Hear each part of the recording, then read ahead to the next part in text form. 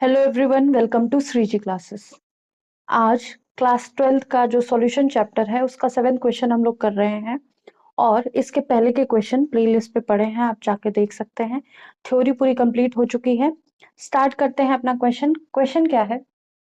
A solution obtained by mixing 300 gram of 25% solution. मतलब हमारे पास एक सॉल्यूशन है जो 300 ग्राम का है and 400 gram of 40% by mass. ठीक है, मतलब हमारे पास दो सॉल्यूशन है।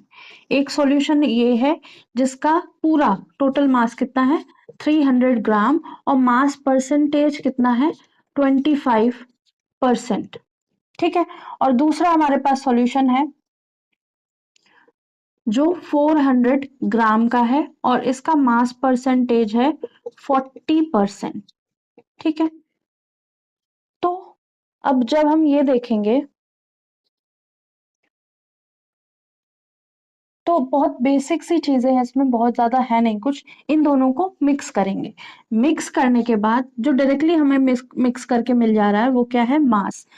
सॉल्यूशन, मास ऑफ सॉल्यूशन कितना है 300 ग्राम, इसका 400 ग्राम, तो ये टोटल हो गया 700 ग्राम सॉल्यूशन। अब हम सॉल्यूट निकाल लेंगे। ठीक है, तो मास परसेंटेज कितना है 25%। ठीक है, तो मास ऑफ सॉल्यूट क्या हो जाएगा? मास ऑफ सॉल्यूट हो जाएगा जो टोटल सॉल्यूशन है 300 इंटू उसका परसेंटेज 25%। ठीक है, और इसकी बात करें तो इसका मास परसेंटेज कितना है 40%। तो मास ऑफ सॉल्यूट कितना हो जाएगा? जितना टोटल मास ऑफ सॉल्यूशन है इंटू 40%। ठीक है, अब ये वाले परसेंट से ये डबल जीरो कट, ये वाले परसेंट से ये डबल जीरो कट, तो ये कितना हो जाएगा 75 ग्राम। मतलब मास ऑफ सॉल्यूट पहले सॉल्यूशन में कितना है 75 ग्राम। ठीक है, सेकंड सॉल्यूशन में जो मास ऑफ सॉल्यूट कितना है 160 ग्राम। ठीक है, तो अब जब हमने सॉल्यूशन को मिक्स किया तो सॉल्यूशन का मास ऑफ सॉल्यूट कितना होगा 75 प्लस 160 ग्राम। क्योंकि हमें नए सॉल्यूशन का जो सॉल्यूशन ऑब्टेन हुआ है बाय मिक्सिंग ये वाला सॉल्यूशन और ये वाला सॉल्यूशन, उनका कैलकुलेट करना है। Calculate mass percent of resulting solution. ठीक है, हमें क्या करना है? Calculate mass percent of resulting solution. ठीक है, तो अब जब हमने इनको ऐड किया तो कितना आया 5 3 2 35 ग्राम। तो mass percent of resulting solution वो कितना हो जाएगा? Mass percent of resulting solution is equal to जो मास ऑफ सॉल्यूट है 235 ग्राम डिवाइडेड बाय 700 जो total mass of the solution है आफ्टर मिक्सिंग, और 100 से मल्टीप्लाई।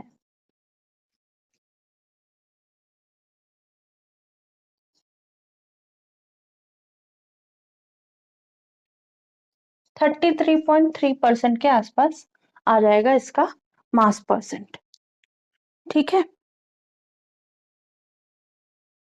ये 33.5 लिख लो, वो ज्यादा बेटर रहेगा।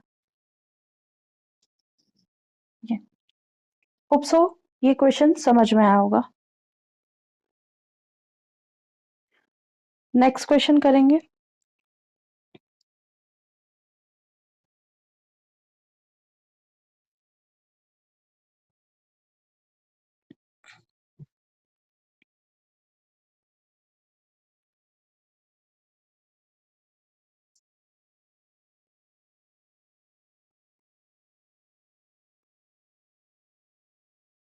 इसको रब करते हैं।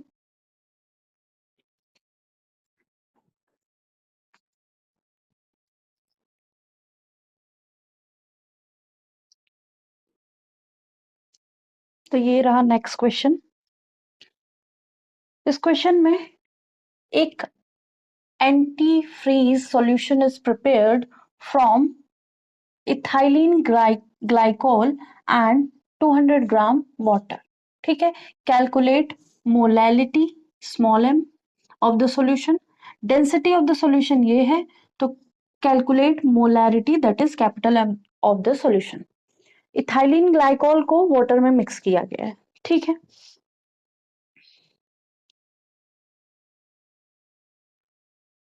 ठीक है, तो हमारा सॉल्वेंट क्या है, वाटर है, और सॉल्यूट क्या है, इथाइलिन ग्लाइकोल है। उसकी अमाउंट कुछ ज्यादा दे रखी है हमको। हमें क्या निकालना है, मोलैलिटी निकालनी है। Cap small m is equal to number of moles of solute upon mass of solvent in KG, जो है नहीं। अगर केजी में नहीं है, ग्राम में है, तो हम ऊपर 1000 से मल्टीप्लाई कर दें। अब जो number of moles of ethylene glycol है वो कैसे निकालेंगे। ठीक है, तो n is equal to mass upon molar mass. n is equal to ethylene glycol का मास कितना है, 202.6 ग्राम, डिवाइडेड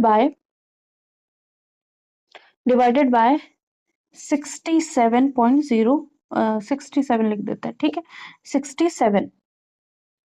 ठीक है, इथाइलिन ग्लाइकोल का फॉर्मूला क्या होता है, C2H6O2। ठीक है, ये है इथाइलिन ग्लाइकोल का फॉर्मूला।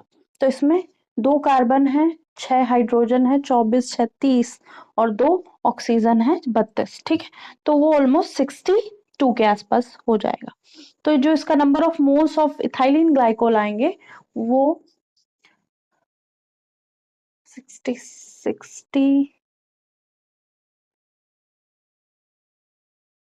3 टाइम्स करेंगे, 60 ऑलमोस्ट 3.5 टाइम्स जाएगा। ठीक है, ग्राम पर मोल। तो अब यहाँ पे हम मोलैलिटी निकाल सकते हैं इजीली, क्योंकि मास ऑफ सॉल्वेंट हमें 200 ग्राम दे रखा है। तो ये हम लिख लेंगे 3.5 इंटू 1000 अपॉन 200 ग्राम। तो मोलैलिटी क्या हो जाएगी,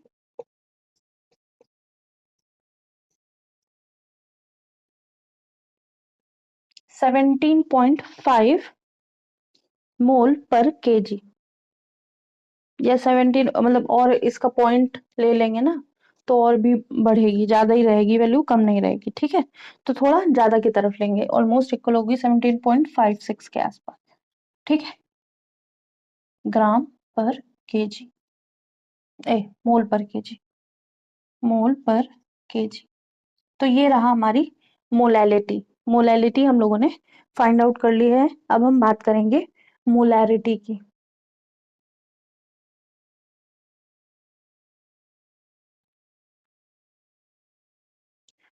सेकेंड हमसे क्या पूछा गया है, कैपिटल एम पूछा है। कैपिटल एम के लिए भी N upon volume of solution चाहिए। ठीक है, वॉल्यूम ऑफ सॉल्यूशन के लिए हम क्या करेंगे, डेंसिटी हमको दे रखा है, density is equal to mass upon volume. तो मास ऑफ सॉल्यूशन हमको, डेंसिटी दे रखा है, मास ऑफ सॉल्यूशन हम यहाँ से निकाल लेंगे, वॉल्यूम ऑफ सॉल्यूशन हमें निकालना है। तो V is equal to density into mass. ठीक है, V is equal to density into mass. तो मास ऑफ सॉल्यूशन क्या है, इन दोनों का सम, इसका प्लस इसका। ठीक है, तो डेंसिटी कितनी है, 1.072 इंटू 422.6 ग्राम। ठीक है, तो वॉल्यूम इससे मतलब 422 से थोड़ा ज्यादा आएगा, क्योंकि 1.07 से मल्टीप्लाई करेंगे। ठीक है, तो वॉल्यूम आएगा 392 के आसपास, मतलब थोड़ा आसपास ही होगा, 392 पॉइंट, एक मिनट देख लेते हैं। हाँ, थ्री 394.2 है, ठीक है, ml। अब मोलैरिटी की बात करेंगे तो number of moles of ethylene glycol 3.5 divided by 394.2, और ऊपर 350 है, नीचे 3.5 है, नीचे ऑलमोस्ट कितना है, ग्राम में है, सॉरी ml में है, ml में तो 1000 से मल्टीप्लाई कर लेंगे,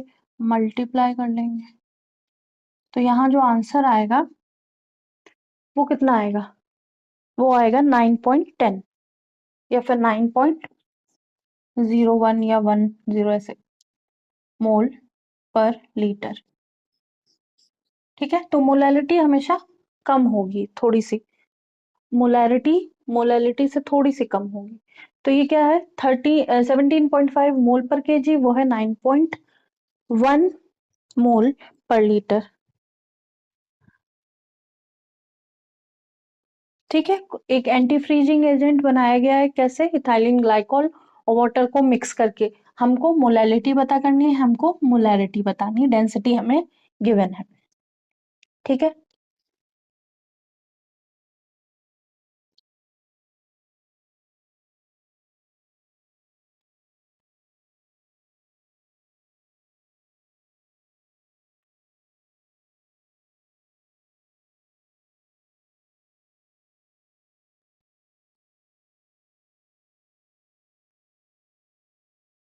इसको रब करते हैं,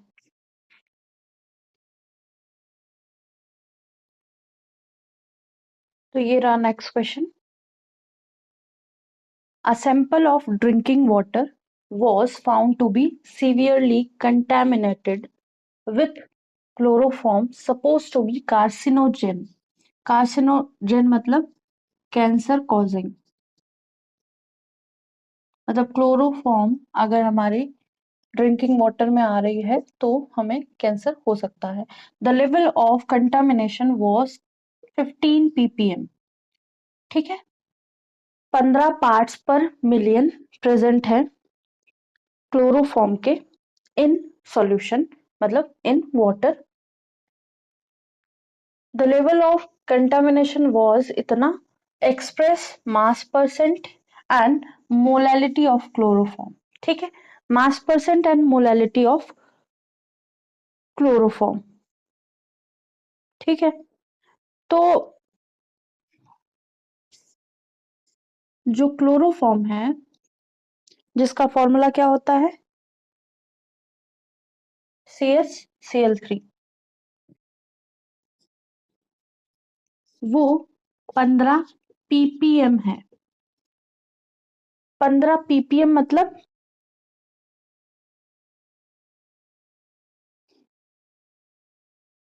इतना परसेंट बाय मास है, ठीक है, मतलब 15 पार्ट्स ऑफ क्लोरोफॉर्म है 10⁶ पार्ट्स ऑफ सॉल्यूशन में, ठीक है। तो इसको हम क्या लिखेंगे, तो percent by mass, is equal to 15, ठीक है, 15 डिवाइडेड बाय 10⁶, क्योंकि इतने पार्ट्स में इतने हैं, इंटू 100, ये हो जाएगा इसका मास परसेंटेज, ठीक है। तो जब हम इसको लिखेंगे तो कितना लिखेंगे, ये तो 2 हट जाएंगे, यहाँ पे 4 बचेगा, तो 1.5 10⁻³ लिख देंगे मास परसेंटेज, ठीक है। अब हमें क्या फाइंड करना है, मास, ठीक है, मास ऑफ कंपोनेंट। तो हमने ये जान लिया कि ये इसमें इसका मतलब हो गया 15 ग्राम, 15 ग्राम 10⁶ ग्राम, 10⁶ पार्ट्स ऑफ सॉल्यूट में, ठीक है। तो मास ऑफ क्लोरोफॉर्म कितना हो जाएगा, 15 ग्राम, ठीक है। और मास ऑफ सॉल्वेंट कितना है, या फिर मास ऑफ सॉल्यूशन कितना है, 10⁶, मास ऑफ सॉल्वेंट कितना है, 10⁶, इसको ऐसे लिख सकते हैं 15/10⁶। यही तो बोला गया था कि ये क्या है, कंटामिनेशन का लेवल है, ये 15 ग्राम है, ये तो 10⁶ पार्ट है। ठीक है, अब हम क्या करेंगे, मास ऑफ सॉल्वेंट की अगर बात करेंगे तो अगर 10⁶ से -15 ग्राम कर देंगे तो ऑलमोस्ट कितना हो जाएगा, 10⁶ ही रहेगा। ठीक है, 10⁶ ग्राम, और इसको हम केजी में लिखना चाहें कितना हो जाएगा, 10⁻³ kg हो जाएगा। ये है। ठीक है, सोल्यूट की बात करें, सोल्यूट कितना है 15 ग्राम, सॉल्वेंट कितना है ये माइनस ये, और 10⁶ से 15 ग्राम माइनस करेंगे तो वो बहुत कम वैल्यू होगी। ठीक है, बहुत माइनर सा चेंज देखने को मिलेगा, इसलिए हमने डायरेक्ट 10⁶ के बराबर ही मान लिया, और वो हो जाएगा 10⁻³ kg के बराबर। ठीक है, अब हमें क्या चाहिए, अब हमें मोलैलिटी निकालनी है, small m is equal to m upon mass of solvent, यहाँ केजी में है तो हम कर लेंगे। तो जो क्लोरोफॉर्म है उसका मास कितना है 15। ठीक है, क्लोरोफॉर्म का मास कितना है 15, और मोलर मास ऑफ क्लोरोफॉर्म कितना होगा, कार्बन हो जाएगा 12, हाइड्रोजन 1, और क्लोरीन कितना है, क्लोरीन हो जाएगा 35 या 36 मान लो, इंटू 3, 35.4 इंटू 3 कर लेंगे, तो ये ऑलमोस्ट इन सबको जोड़ के 119 आ जाएगा। तो 15 डिवाइडेड बाय 119 इंटू 1/10⁻³ ये आ गया। अब 15 को 119 और 10⁻³ से डिवाइड करेंगे तो कितना होगा, तो वो हमारा हो जाएगा 1.25 10⁻⁻4 मोल पर केजी, मोल पर केजी। ठीक है, ये हो गया हमारा क्वेश्चन।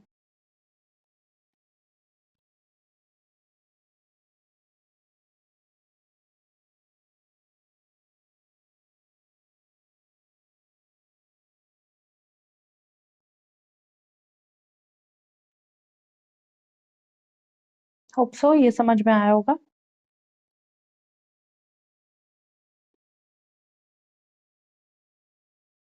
नोट कर लीजिए।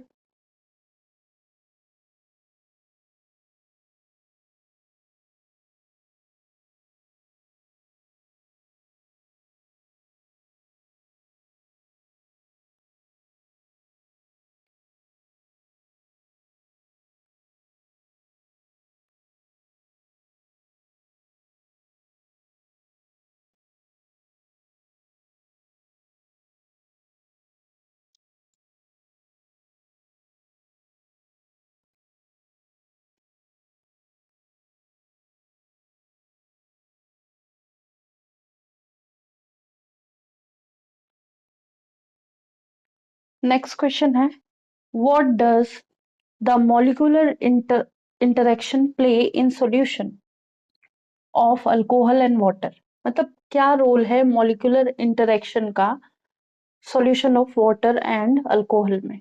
ठीक है, तो जब भी अल्कोहल को ROH को वाटर में मिक्स किया जाता है तो जो मॉलिक्यूलर इंटरेक्शन होगा तो वो कैसा होगा, ठीक है, या उसका रोल क्या होगा।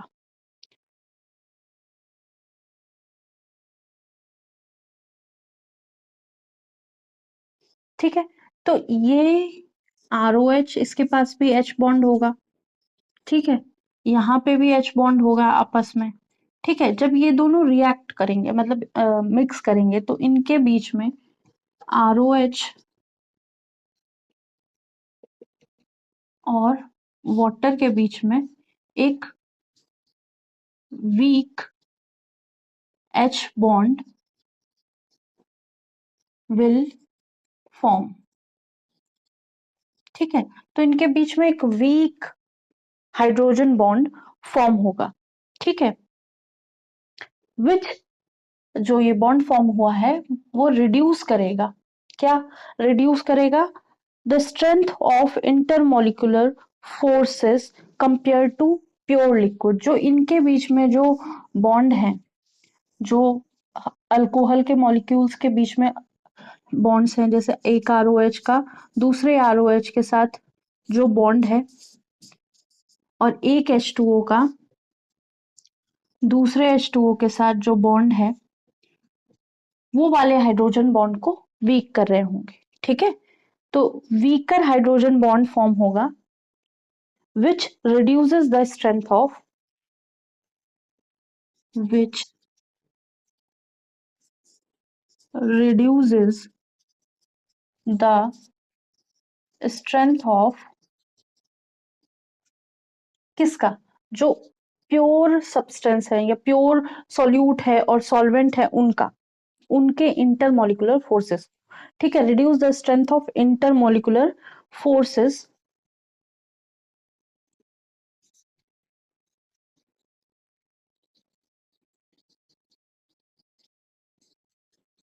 Forces of pure substance.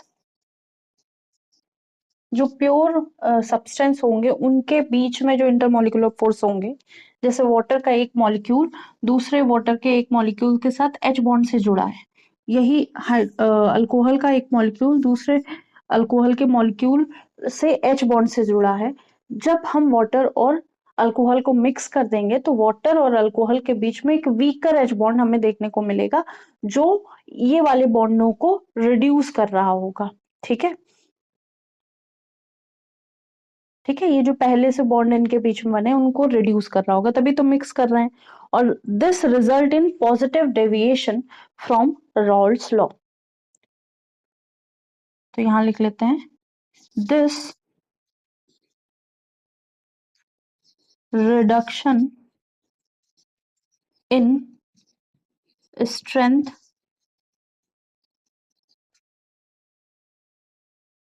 Produce positive deviation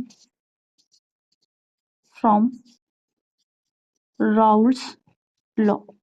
Raoult's law से जो ग्राफ बना था राउल्स लॉ से, उसमें हम पॉजिटिव डेविएशन देखने को मिलेंगे, उस ग्राफ में पॉजिटिव डेविएशन देखने को मिलेगा, ठीक है, तो मतलब कहने का जो ये इंटरेक्शन थे और ये इंटरेक्शन था, वो इंटरेक्शन लूज हो जाएगा, या मतलब लूज नहीं कम हो जाएगा, ठीक है, उसकी स्ट्रेंथ जितनी अच्छे से ये बॉन्डेड थे आपस में, अब जब ये बॉन्ड बनेगा भले ही वीकर बॉन्ड बना है, इसको कम करके ही ये बना होगा, ठीक है, तो इसके रिजल्ट क्या देखने को मिलेंगे, जो नया हमको सॉल्यूशन मिलेगा उसका हायर वेपर प्रेशर होगा, लो बॉइलिंग पॉइंट होगा, ठीक है, लो बॉइलिंग पॉइंट होगा तो mixture boils at low temperature, क्योंकि ये वाला जो न्यू एच बॉन्ड बना है ये वीकर है, ठीक है, जब वीकर है तो लो बॉइलिंग पॉइंट होगा, जल्दी हीट कर जाएगा, और ये वाले स्ट्रॉन्ग एच बॉन्ड बना रहे तो ये जल्दी हीट नहीं करेंगे,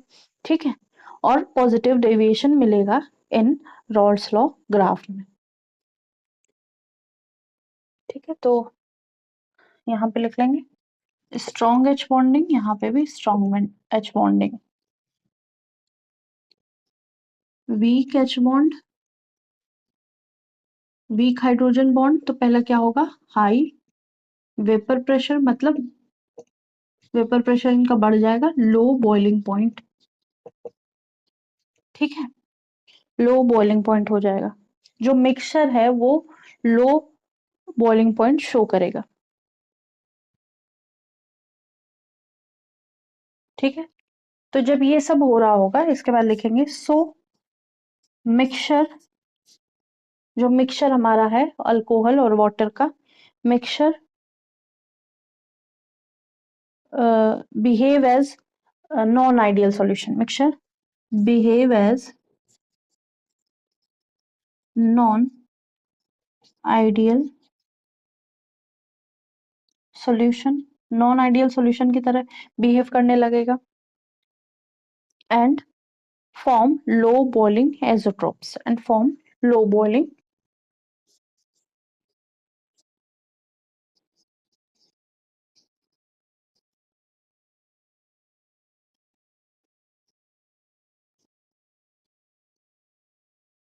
ठीक है। तो ये हो गया हमारा इसका आंसर, इसको नोट कर लीजिए। चाहे तो ये वाला भी लिख सकते हैं पूरा लैंग्वेज के फॉर्म में, प्योर कंपोनेंट ऑफ वाटर, जो प्योर कंपोनेंट है वाटर का हैज स्ट्रॉन्ग एच बॉन्डिंग या strong H bond and pure components of alcohol have strong H bonding, but after mixing alcohol and water, the H bond formed between these two molecules is weaker than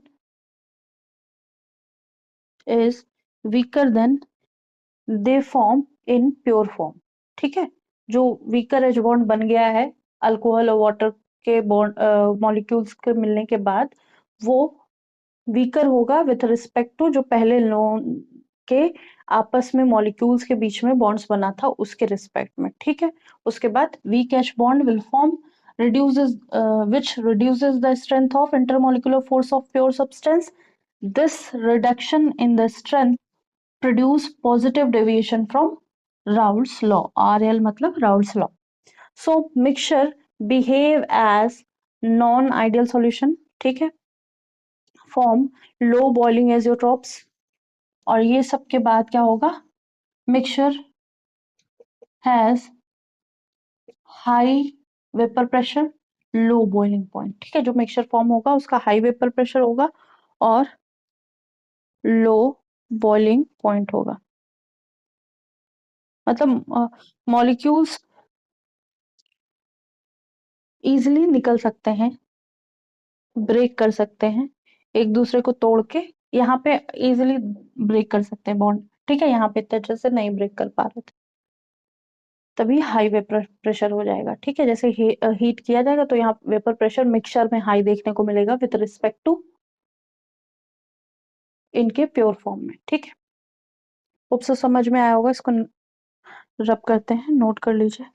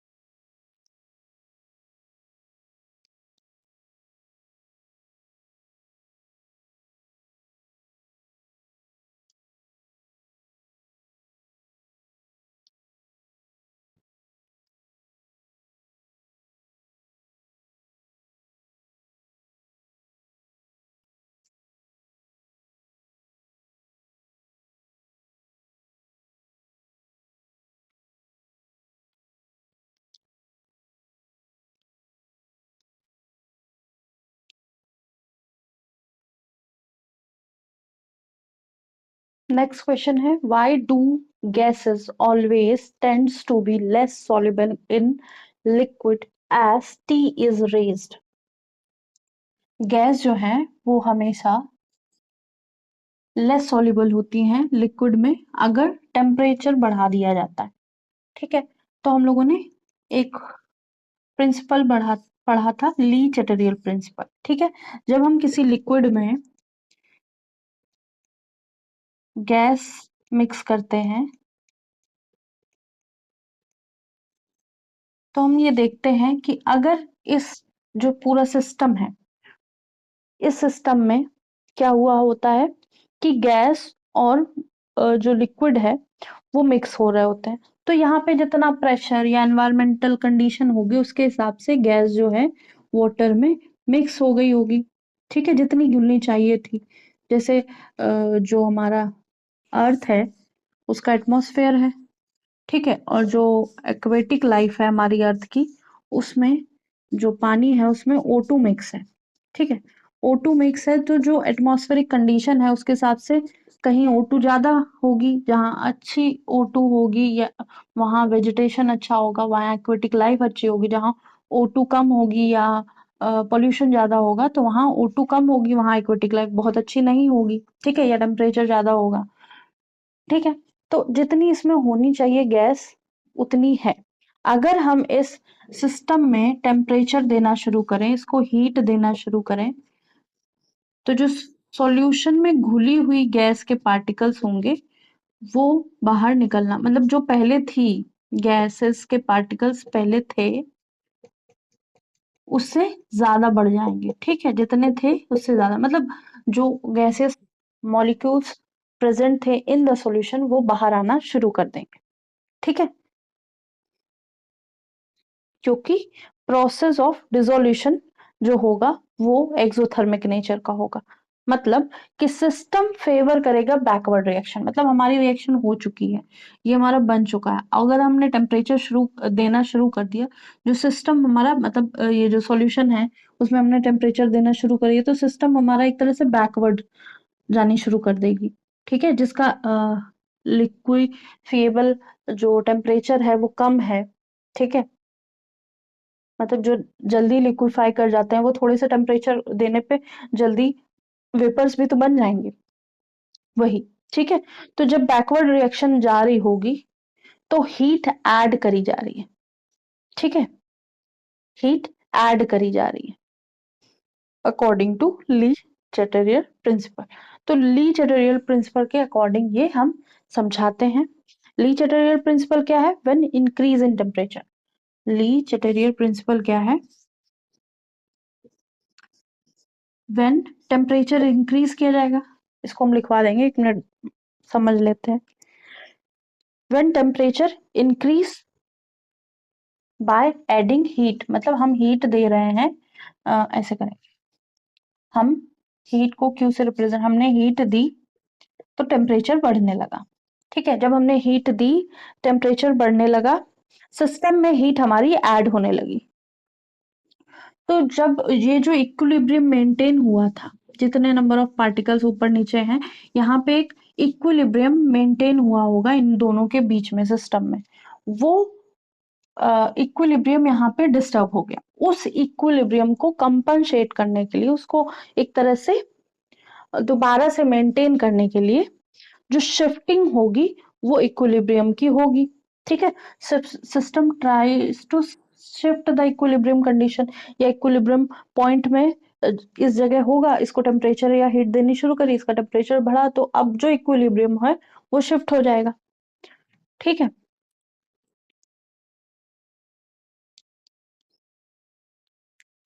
तो अब ये जिस condition में पहले था, मतलब backward condition में जाने लगा, मतलब जो गैसेस हम लोगों ने घोली थी लिक्विड के अंदर वो गैसेस दोबारा एनवायरनमेंट में या फिर सिस्टम के जो सॉल्यूशन के बाहर फिर से जाने लगी। वो गैसेस फिर से जाने लगी बाहर, क्योंकि यहाँ तो पहले जैसे ये मिक्स हो रही थी तो यहाँ एक पर्टिकुलर टेम्परेचर था। ठीक है, जैसे हमने हीट देनी शुरू करी इनके बीच में डिस्टर्बेंस हुई, तो जब जहाँ डिस्टर्बेंस ज्यादा होगा तो अपने आप को लोग उस जगह से दूर करना शुरू करेंगे। ठीक है, तो वैसे ही गैसेस पार्टिकल जहां डिस्टर्बेंस जाता है वहां से अपने आप को दूर करना शुरू करेंगे, तो रिएक्शन बैकवर्ड डायरेक्शन में हो जाएगी। फोर्स करेंगे डिजॉल्व्ड गैसेस जो मॉलिक्यूल है वो एक दूसरे को फोर्स करेंगे फ्रॉम सॉल्यूशन से कम आउट करने में, सॉल्यूशन से बाहर निकलने में। ठीक है, और यहाँ पे काइनेटिक एनर्जी भी बढ़ जाएगी, मॉलिक्यूल्स के बीच में डिस्टर्बेंस बढ़ जाएगी।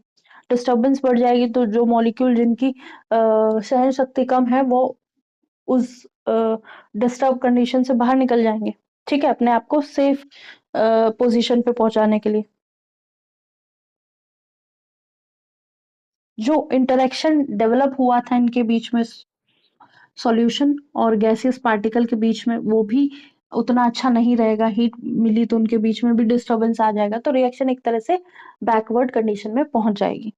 और हम जो हीट है वो या फिर रेज इन टेम्परेचर है वो बहुत ज्यादा हेल्प नहीं कर रहा होगा गैसेस को लिक्विड में घुले रहने के लिए। ठीक है,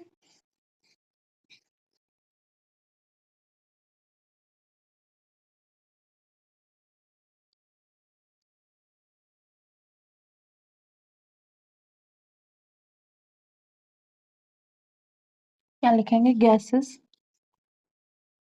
always tends to be less soluble in liquid at high temperature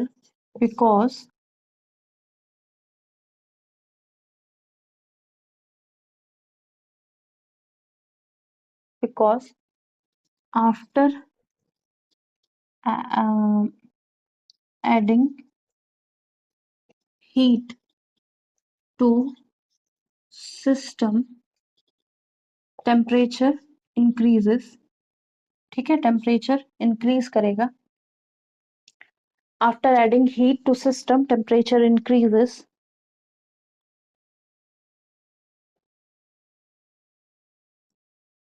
which favors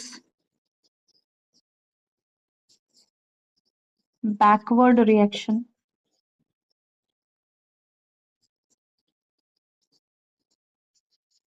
to maintain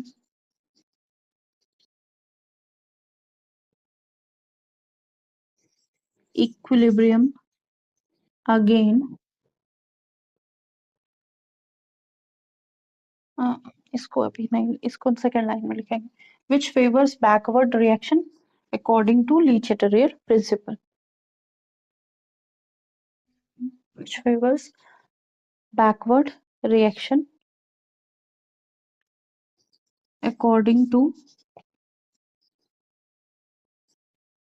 Le Chatelier's principle. ठीक है,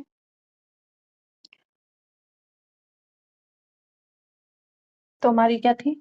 गैस प्लस सॉल्वेंट के साथ हमारा सॉल्यूशन इक्विलिब्रियम कंडीशन में बना हुआ था. ठीक है, और हीट एक तरह से रिलीज हो रही थी, तो ये एक्सोथर्मिक रिएक्शन थी. लेकिन जैसे हमने यहाँ गैस प्लस सॉल्वेंट में इधर हीट इंक्लूड करना शुरू कर दिया, तो जो हमारा सॉल्यूशंस था, सॉल्यूशन से जो गैस है वो बाहर दोबारा से निकलने लगी. ठीक है, मतलब पहले हमारा सॉल्यूशन ऐसा था, तो जब एक स्टेबल कंडीशन बन रही है तो हीट रिलीज हो गई है, तो मतलब वो एक्सोथर्मिक रिएक्शन है. लेकिन हमने क्या किया, यहाँ पे इधर साइड पे सॉल्यूशन में अपने हीट इंक्लूड करनी शुरू करी, तो टेम्परेचर बढ़ गया, सॉल्यूशन जो था उससे गैस बाहर निकलने लगी. मतलब सॉल्यूशन तो रहेगा और गैस हमारी निकलने लगेगी धीरे धीरे.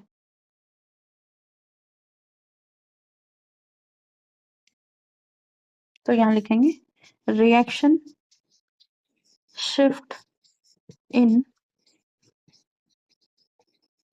Backward direction to maintain equilibrium. Reaction backward direction में मूव करने लगेगी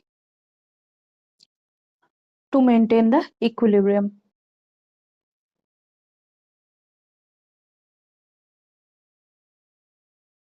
and gas molecule escape out, नहीं, escape from the solution. out क्यों लिखेंगे? escape मतलब निकल जाना. ठीक है, ये हो गया.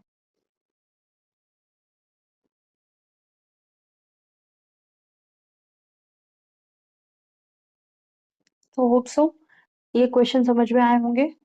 नेक्स्ट क्लास में नेक्स्ट 5 to 6 क्वेश्चन लेकर आएंगे हम लोग, और ये चैप्टर कंप्लीट हो चुका है, इसकी थ्योरी कंप्लीट हो चुकी है. इसके ऑलमोस्ट अब शायद 20 क्वेश्चन बचे हैं. 4-5 क्लास में वो कंप्लीट हो जाएंगे. हम मंडे या ट्यूसडे से नेक्स्ट चैप्टर भी स्टार्ट कर देंगे, और ये होती रहेंगे. ये सारे क्वेश्चंस तो होंगे ही. ठीक है, अगर वो 1-2 क्लास लेट भी हो जाता है सेकंड चैप्टर तो कोई दिक्कत नहीं. ठीक है, होप सो क्लासेस समझ में आई होंगी, क्वेश्चन समझ में आए होंगे, कुछ भी नया लगा हो या कुछ नहीं समझ में आया होगा तो आप कमेंट कर सकते हैं, हम आपको रिप्लाई करेंगे। नेक्स्ट क्लास में आपको और अच्छे से समझाएंगे। आज के लिए इतना ही। लाइक कीजिएगा, सब्सक्राइब कीजिएगा, शेयर कीजिएगा, बताइएगा क्लासेस कैसी लग रही हैं, और जिसको थ्योरी पढ़नी है वो प्लेलिस्ट में जाके देख सकते हैं। ठीक है, अभी कराई गई है बिल्कुल रिसेंट में इस चैप्टर की थ्योरी, और अगर जनरल क्लासेस के भी थ्योरी तो प्लेलिस्ट बनी हुई है, आप जाके देख सकते हैं। आज के लिए इतना ही। Thank you.